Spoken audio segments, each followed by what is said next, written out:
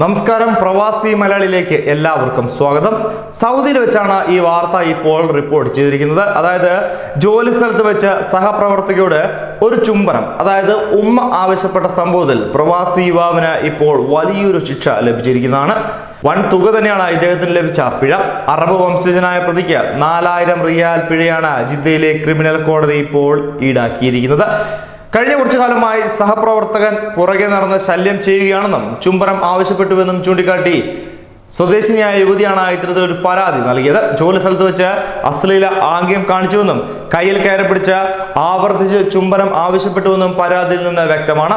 പലതവണ നീ എനിക്ക് വഴങ്ങണമെന്ന് പ്രതി ആവശ്യപ്പെട്ടതായും യുവതി തന്നെ ആരോപിക്കുന്നു. മിക്കപ്പോഴും അടുത്തു വന്ന ശരീരം കൊണ്ട് തന്റെ ദേഹത്ത് മുട്ടുവാൻ ശ്രമിച്ചിട്ടുമുണ്ട്. ഇംഗിതത്തിന് വഴങ്ങിയില്ലെങ്കിൽ ശമ്പളം വെട്ടിക്കുറയ്ക്കുമെന്നും തരം താഴ്ത്തുമെന്നും ഒക്കെ പ്രതി പറഞ്ഞ് ഭീഷണിപ്പെടുത്തിയിട്ടുണ്ടെന്നും യുവതി പരാതിയിൽ നിന്ന് വ്യക്തമായി പറയുന്നു.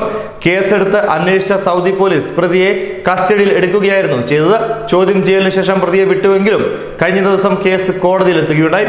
ഇതോടെയാണ് 4000 റിയാൽ പിഴ വിധിച്ചത്. എന്നാൽ സഹപ്രവർത്തകയെ സ്പർശിച്ചു എന്ന ആരോപണം തെറ്റാണെന്നാണ് ഈ യുവാവ് പറഞ്ഞത്. ചുംബനം ചോദിച്ചത് വെറുതെയാണെന്നും കോടതിയിൽ ഇദ്ദേഹം മൊഴി നൽകിയിരിക്കുന്നു. എന്നാൽ പ്രതിയുടെ വാദം കോടതി അംഗീകരിച്ചിട്ടില്ല. യുവതിയെ അപമാനിച്ചതിന് പിഴ വിധിക്കുകയും ചെയ്തിരിക്കുന്നു. അതേസമയം യുവതിയെ സ്പർശിച്ചെന്ന കുറ്റത്തിൽ തെളിവില്ല എന്ന കാരണത്താൽ പ്രതിയെ കോടതി വെറുതെ വിടുന്ന ഒരു അവസ്ഥയുണ്ടായി. ഖുർആൻ മൊത്തമായും മനഃപ്പാഠമാക്കിയ വ്യക്തിയാണെന്ന കാര്യം പരിഗണിച്ചാണ് പ്രതിക്ക് താരതമ്യേന കുറഞ്ഞ ശിക്ഷ അനുവദിക്കുന്നതെന്ന് കോടതി വ്യക്തമാക്കുകയും ചെയ്തു. പലതവണ തനിക്ക് വഴങ്ങണമെന്ന് പ്രതി ആവശ്യപ്പെട്ടതായി ഈ യുവതി തന്നെ ആരോപിച്ചിരിക്കുന്നു.